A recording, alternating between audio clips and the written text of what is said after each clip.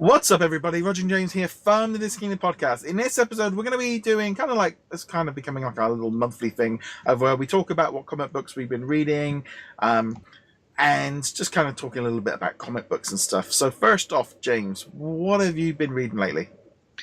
Actually quite a bit. Been doing a lot of catch up lately, but Marvel especially has been launching a lot of titles in the last couple of weeks, so there have been plenty to check out. Most notably, Amazing Spider-Man started out with a new #1 issue and a brand new writer. We'll talk about that one, I'm sure. Also, X-23, #1, that was the relaunch of all new Wolverine with Laura Kinney, which was a great title. The new writer on it, but she seems to understand what the previous writer was doing, so highly recommend that one. Darth Vader was a one-off with Grand Moff Tarkin. That was awesome. I love that one. It was a weird issue, but yeah, I was very happy with that one. And then I've been looking at some stuff from other publishers as well. I have Disney's Incredibles 2. I have not read it yet, though, but I know that you posted a review on that, and you seem pretty positive on it. Yeah, it was good actually. The artwork was it was a bit odd because the artwork between all three stories in the book was a bit different, but the artwork was in two of them was very good. Just nice to see them expand on this thing. To be honest, The Incredibles kind of makes sense as a running issue because you can just keep bringing in new villains and having a traditional Saturday morning fight with a different villain week in, week out, and the heroes win. And that's kind of gonna be, and that's exactly what a kid wants.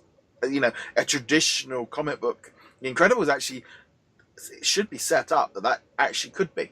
I did find it a bit odd they called it the midlife crisis. It's like, it doesn't really appeal to a kid, does it? It was a bit like, well, I'm not really sure if too many 8-year-olds are looking at all these front covers goes, Spider-Man's doing this and the Captain America's doing that. Oh, Mr. Incredible is having a midlife crisis. That sounds fun. It sounds hilarious to me, honestly, but I can relate to what it was, but it was just like, that really doesn't going to appeal to an 8-year-old as the title of the comic book. No, that they probably could have rethought that one a little bit. Personally, I've been getting back in the swing of it the last couple of weeks. I think because of my holiday in June, I lost like 2-3 weeks of reading, and then the concept of trying to catch up became just like, I can't do it. I tried to pick it up. I did pick up a few of my major issues that I was reading, and then slowly been coming in. Unfortunately for me, July and August are my busiest times of the year at work. I'm doing more hours. I've got no time at work to do anything because it's busy. So everything kind of slows down. But I've been trying to read, 4 or 5 a week at least. I have been keeping on top of the main issues and stuff. I did actually read the X-23. I did actually read that issue last night. I did like the fact that they brought the sisters in, those like the cloned sisters. You're talking about Emma Frost, the Stepford Cuckoos? Yeah, because weren't they in The Gifted? Wasn't that character? Yes, they were. They were, in fact, in The Gifted. I'd forgotten that, actually. Yeah, she was in. So that was. See, there again, that's where I've seen them in another TV show, and then I've read them in a comic book. Oh, I know them now. That issue kind of got me because I've been reading the X-23 one on and off for the past probably the bit of this year, and each one's been actually quite a good one. You had the one where they were killing things, and that whole relationship seems to be quite fun. You're gonna have to be more specific. Yeah, they were killing little badgers or gophers. You're talking about the issue where Gabby and Deadpool crossed over? Yeah, that was it. Yeah, that was a great great issue. One of my favorites. It's just the kind of thing I have been picking that one up. I find X-Men a little bit like there's too many of them, so I kind of jump in and out a little bit. This whole like reboot of going back to #1s is annoying. On one hand, it's good. On one hand, I like when they put up the big one on the image because it usually indicates to me to try it. That's that kind of when I get in episode 476 of something, I'm like, well, I don't know anything. Well, when it says #1, it's a good jumping in point. I don't necessarily agree with like Amazing Spider-Man #1. Did we really need that? It's not 798 or whatever it is. I think it's got a history. They still got the legacy numbering on there. Right. And I think in that case, they could actually put a decent argument for it because Amazing Spider-Man #1, this Amazing Spider-Man #1, was a vast departure from the previous title. Plus, writer Dan Slott had been writing Spider-Man for, Christ, at least 15 years at this point. So it was very much changing of the guards, very much a new era. So I could think they could put a good argument for that. That, having said that, I think as much as I loved the title X-23, maybe not so much because there's nothing here that really you couldn't have just tacked on to the end of All New Wolverine. Now, obviously, they want to rename that title because Wolverine himself is coming back in the near future. So, All New Wolverine and Wolverine wouldn't have made much sense. But still, it's one of those, yeah, you could have, maybe not. But, yeah. Yeah, it's a bit of an odd one. I mean, I've read quite a few of the, Thor, that was a good reboot. I think because that got. I mean, I've been really enjoying that series for a while. That was the one I was never expecting to like, but got into, and so I've been kind of never was really a big Thor fan, but now I've kind of really liking the Norse mythology and this whole become quite a bit of a Thor. Whereas Captain America #1, I won't be carrying on with that one. That got me. I'm going to give it one or two more issues, but I can definitely agree with that. Captain America #1, which came out a couple of weeks ago, was it was odd because it was picking up on story plot points that were more than a year old. Yeah. They had done the whole story with Captain America being a Hydra agent, taking over America, etc. And then they just kind of being a clone, time travel nonsense, and then they went off and they did the Mark Waid stories where he gets sent forward in time again and tries to remake America in that one. And then, but it was like a year or more since the Evil Cap story came out. Yeah. And now we're finally getting around to it. And I think we've already moved on from this. We don't really need to cover this point anymore. I've read a few Captain America books in the last few months. Because they had the big 700 issue. Was it 700 issue or something like that? He was jumping around in time and was fighting in the future, and then went back in time. And I'm like, I have no idea what's going on, because it'd been printed. Made it look like it was a good jumping in point. Completely lost. #1. It was the end of a story arc, a 6 or 7 issue story arc. It was not a jumping on point. But it made it look like it from the cover and all the rest of it, though. And then Captain America 1, I read that, and it's like. Again, I'm reading it going, I don't know what's going on here. Sharon's old, and I know you could be like, well, everyone, keeps, but you can't do a #1 and do that. It doesn't, or not do it to such an extent. Whereas, with Spider-Man #1 that I read over the weekend, it did cover on some of the points, but it explained it in the point that it felt like it was a good. They kind of wrote it off because that was essentially a reboot episode. Essentially, it was. They might have just had a big red button that says reboot. Yeah. Peter Parker's pouring a student again. That had that thing of it. To me, I was reading it, it's like talking about Dr. Octopus and him taking over, but it felt like that had all been pushed to the side and they sort of covered it, but Captain America #1 didn't. It didn't tell that. It assumed you knew what was going on rather than you didn't. And I think that's the problem with #1s. Yeah, because there used to be a philosophy in comics, and I'm going way back. We're talking 80s, early 90s. There was a philosophy in comics that every issue is somebody's first. Yeah. That is, someone will go to the stand and they'll pick up X-Men #288, and that will be the first comic book they ever read. So every comic has to be written with at least a little bit of an introduction to what the heck is going on. And that's a very, if you go back and read the books from the 70s, 80s, 90s, the first couple of pages will always be somebody explaining the plot. Yeah. What has happened. And sometimes it's very organic. Most of the time it's literally somebody going, and that's when Thanos came along and punched people, and it's like, dude, I was there. I was standing right next to you. I always feel Star Wars is the best way of doing it because they can just do the crawl, And Yeah. it works. It always works perfectly. Of the Star Wars crawl at the beginning of each comic book sets it, and they've got that like written in that it works, and they don't have to repeat anything. So that definitely works better. Yeah, and I don't know. Speaking of Star Wars, when we talk Darth Vader number 18, which was a one-off issue, came out this past week. It was starring Grand Moff Tarkin hunting and the Predator. Darth Vader. Yeah, basically the Predator version of Darth Vader. And it was a really good issue. I wasn't too keen on the art. The art wasn't to my taste, but the story was great because you got nothing but respect for Vader. Yeah. Just like he is a force of nature. But at the same time, you have to respect that Tarkin was actually able to almost beat him in a pretty fair fight. So yeah, I was really impressed with it because Tarkin is normally the guy who's just standing there, looking death warmed up, doing nothing, and this was like showing him off much more of being a tactician, being a proper. I was really impressed with it. I think the review went up as well. I mean, I think I gave it like a 9 out of 10. It was easy the highest rated comic I've given for a while because when I finish reading the comic, I have to have it's like to get a high score for me. It has to be that kind of feeling where like, I enjoyed this a lot. It told a story. It had good artwork, and I was impressed.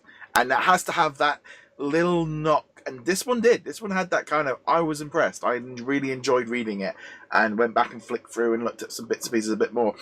Don't get that very often. And this was the whole Darth Vader series as a whole actually is one of my favorite monthly ones. I always enjoyed getting. I think the Darth Vader one is the best Star Wars comic around at the moment for me.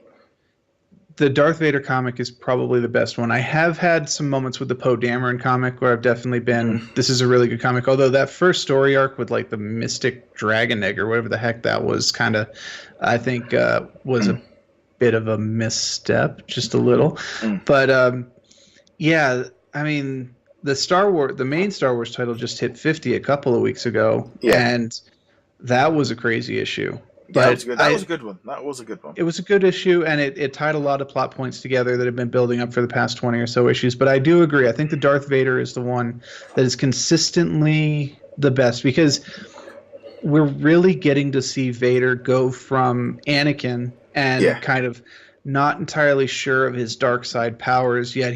Because he lived in the light side for the majority of the movies and stuff, and now he's in the dark side. So he's learning how to be a dark side Sith acolyte or Lord of the Sith, whatever. But now, 18 issues in, we're really getting to he kind of knows what he's doing now, and he's embraced it. Yeah. He was in the earlier issues. There was a bit of conflict. Now there isn't. Now it is just kill them. And I think it was at 17 or 16. And he was like kill them. Didn't even flinch. No second thoughts or anything. So that was very good. Star Wars. Yeah, the Marvel I think because I don't bother with the Captain or the Dr. Alpha. Dr. Aphra. I think I really do like the Dr. Aphra series. However, it is so steeped in its own continuity, which started in the original Darth Vader series, the one written by Kieran Gillen, that trying to get people into it like cold turkey right from the beginning is not easy. And again, going back to that idea of every comic is somebody's first, Dr. Aphra is not written with new readers in mind. And if you haven't read, at the very least since the beginning of Dr. Aphra, but ideally since the original Darth Vader run, it's so easy to get lost in that book. Yeah, I mean, I think the Star Wars one, I mean, I've pretty much read, I would say, the majority of them since number 1. It's been actually one of those kind of consistent, like, books that I've always kept, because it was that thing of just being a good Star Wars one and being done by Marvel and being done properly. That's been like one of my key. There's that kind of thing. I feel like for me, it's like Spider-Man number 1 is actually for me. It's that thing I want to get into reading Spider-Man constantly, but the last 2 years has been very difficult to kind of find a jumping in point because it always felt so big. And like now I feel like, right, okay, Amazing Spider-Man every month, that's me in now. I can jump in at this point. So that's been kind of quite cool. Actually, let's talk about Amazing Spider-Man number 1, because it is I'll be upfront. I did not like the issue at No? all, but there's a couple of reasons for that, and the main one being not that it is a reset button, like we talked about, because it's straight up rebooting it. It's that it's very inelegant in the way it's done. It's just like, Peter Parker, we need you back in school, so we're going to get you up on plagiarism charges, and it's just like, you can't even hide how you're rebooting everything. But at the same time, I'm kind of respect Nick Spencer in this. He's the writer of the book. Just going, you know what? I need this book to be in this position for me to write the stories that I want. There's no good way to get into this position, so I'm just going to do all of it right up front.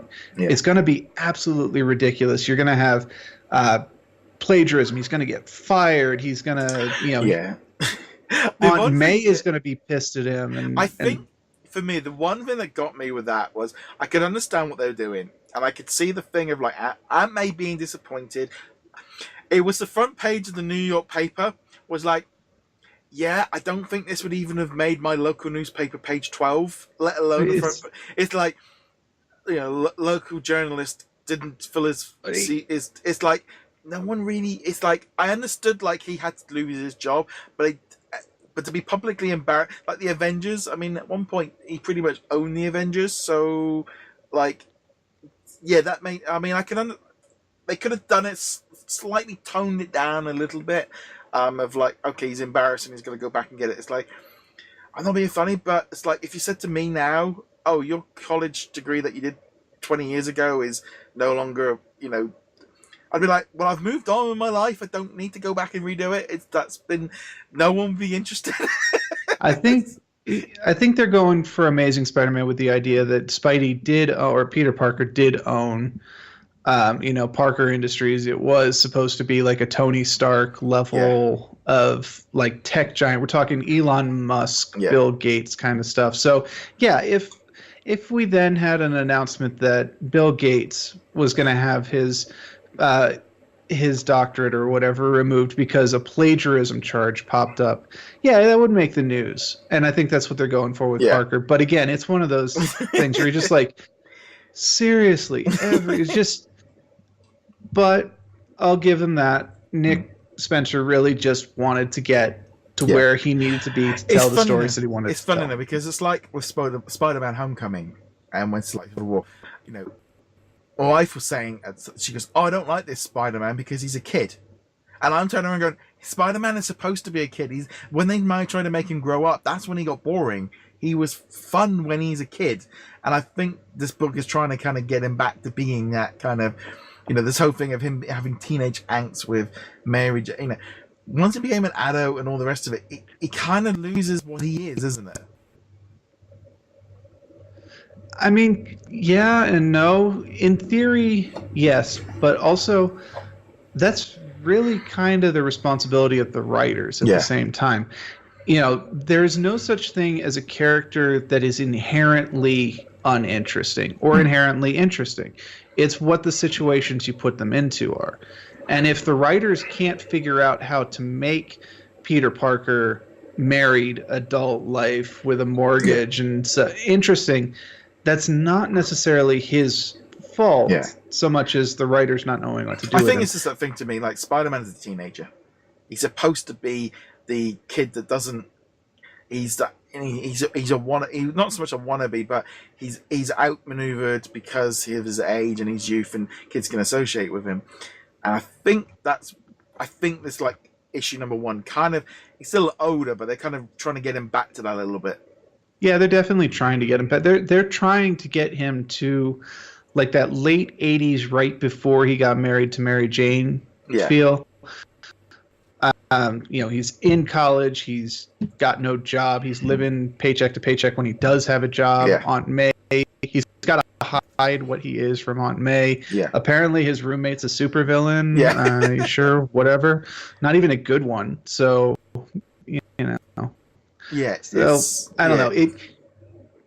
My problem with it isn't that it's a reset button. It's just that it's so blatantly a reset button, and it doesn't even try to disguise that fact. But I think this is one of those series where you definitely need to come back at issue 2 and reevaluate it then, because now that we've got the setup done, whatever this setup is, now the story can begin. Yeah. So we'll see what Nick Spencer has in mind from issue 2 on, and that's both good and bad. So yeah, it's just there's definitely. I mean, I think all these like reboots, I think they went a bit too heavy with trying to do too many at once.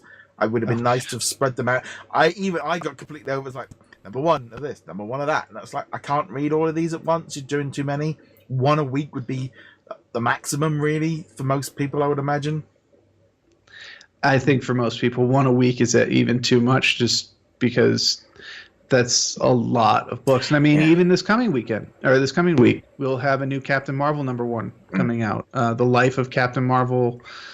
With that rebooted, a couple weeks ago, we had a new Iron Man #1, Captain America #1, Avengers #1. The X-Men books are going to be, I think, Gold and Blue are going to be canceled, and we're going to have X-Men and Uncanny X-Men like we had in the 90s. We're going to have Unbeatable Wasp is coming back. Spider-Gwen is becoming Ghost Spider #1. And it's definitely, you're kind of like, there's just a little bit too much coming out right now. Especially, I mean, there's always that thing as well, I think, of trying to get people to pick something new up. I've always been drawn, and this is I've always been drawn to one-shots, mini-series, because they're always much better than people. This kind of long-running series. And once you're in the cycle, it's fine. But then once you're in the cycle, are you picking them up because of habit? Are you picking them up because of that rotation? Oh, I pick this one up and I pick this one up. Whereas I always tend to like floating. I've been like that probably since I was a teenager. And then, well, it's not even just that. For you and I as reviewers, it's much easier to have #1s because, we can sit down and go, it's a #1 issue. We can review it. There's no baggage attached to it, or at least no inherent baggage attached to it. And those are the issues also that people tend to want to look up and find out more about. You don't necessarily, if you're interested in X-Men, you don't care about X-Men Gold #14. That's just an arbitrary issue, even if it's the beginning of a story arc. X-Men Gold #1, on the other hand, that might draw more people who are interested in checking it out. It's definitely there's a lot going on at the minute, and like it's like with all Marvel, but it's that thing of try new that thing though, isn't it, of getting people to buy new comics on a whim when you're spending a lot of money already on what you already know. That's the difficulty bit of, it's like I buy, if you go in and you've got your £10 or whatever it is for your digital or your week, especially as well if you put them on like pickups at your local comic book store and you're picking them up, to go in and be like, unless you're literally going, right, every week I buy 1 or 2 brand new issues and take a punt. It's a lot. If you're already buying 3 or 4 comics a week, that's a lot to pick up. It is. And, Marvel and DC, you tend to use the shotgun method, which is we're going to throw as many books out there, and whatever sticks to the wall, we'll keep publishing, and whichever ones don't, we'll go get reloaded back into the gun and fired at a later point. Yeah, so. I think for me, because I tend to I do digitally, and it's a case of, I have a look at the previous list, see which ones I want, and then I just type that into Google and then into Amazon and go from there. So I'm not having this regular kind of subscription system or pooler, because I'm doing it in a different way where I have my own system where I go on.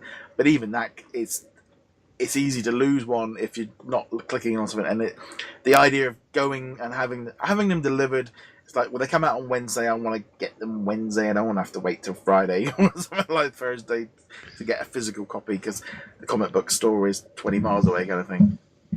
Yeah, I do actually live relatively close to a physical store, and it's actually a pretty well-known one. I live close to a store called Mile High Comics, which is actually one of the original internet stores. And if you ever want a reminder of what the internet looked like back in the 90s, milehighcomics.com, because their inventory is so large that it would actually take them far more time to update their page to a current system. It's not GeoCities.